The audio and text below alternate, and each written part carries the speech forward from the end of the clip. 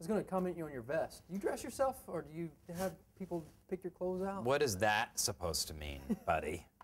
Does that mean you want to borrow the vest, or you think I look like a freak? I can't pull that off. I got a friend of mine that is able to put this stuff together and looks good, and I think that's why I went into radio, because I just don't have that fashion sense. No, you look terrible. Yeah. But that's all right. They're here to see you. So, that's it. Yeah. Right here. So yeah. So no, seriously, don't change the subject. Did you pick the vest out? I picked the vest out. Yeah. You know where I got that? Where? Heathrow Airport. No. That's how I roll. Yeah, I got this. The Ted Baker store at the Heathrow Airport. Yeah. Very happy. And a little Ben Sherman action. I like the English clothes. Yeah, it looks good. No, I always dress, I was always poor my whole life.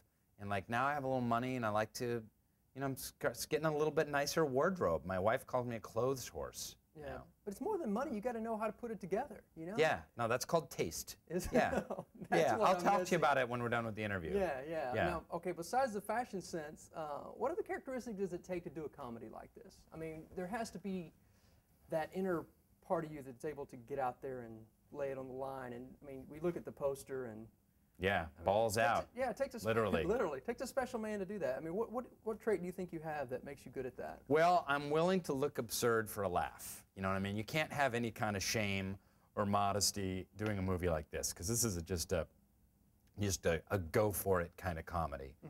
Just the physicality and running into things and nudity and just absurdity and vomiting and you name it. It all gets done. But it's all, for me, it's about commitment. You have to really, I really think that the best comedy comes from really building a believable character, no matter how absurd the situation, and having a heart in that character and an arc, journey, a story that you're telling. And it takes a real commitment, both to like fall off of something or hit your head on something, but also for the emotional stuff in the story. Yeah, and I hate comparing actors, but I kind of put this role into like what Will Ferrell and Jack Black are great at, and that's just, not too many people can come down a winding stairs and nothing but their Fruit of the Looms and pull that off and be confident in that, Yeah. So I just don't have any shame about my big, weird, pale, fleshy body. What can I say? That's the bottom line. Yeah. Well, it works in this. It's fun. Cool. It's a lot of fun. Now, was there a lot of pressure to carry this? Because, I mean, I can think of maybe one scene that you're not in, and pretty much everything else in this movie, you're carrying it. I mean, is that more pressure than doing, let's say, The Office, or, doing a great role in Juno, just where you're there for a brief moment and out? And it is. It's a very different thing, and this was early on and something I kind of realized, like, this is my first lead role. I've had big parts before, but I'm usually the supporting guy, and I'm usually responding to whatever the lead guy is doing, even in The Office.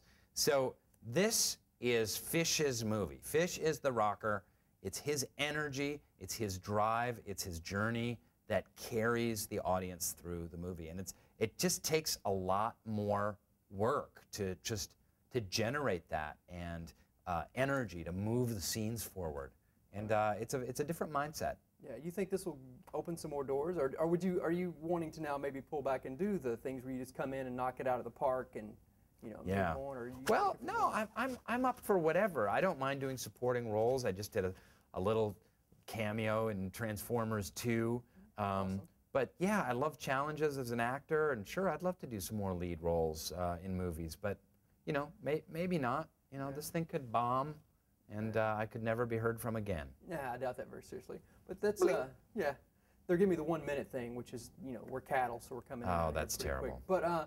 But has it helped your career though? Because now people go back and go, oh, that's the guy that was in Sahara, or oh my gosh, he was in Almost Famous, and it's like, So does it help drum up some of that notoriety? Well, people are realizing that now. I did a lot of roles in a lot of different movies, kind of all over the place, and it's only now where people are doing that kind of realization, like, oh, Rainn Wilson, he was on Entourage, and Monk, and House of a Thousand Corpses. He's that guy, and they kind of put it all together, and they kind of see. They put all the pieces together and see that there was one kind of big career that was being formed over the years. Right. Well, it's a great career. I mean, two of my favorite movies, Juno and Almost Famous, and now this. So nice. good luck with it. It's a great film. You did a good job, man. Thanks so much. Appreciate it. Nice talking to you. You too. All right.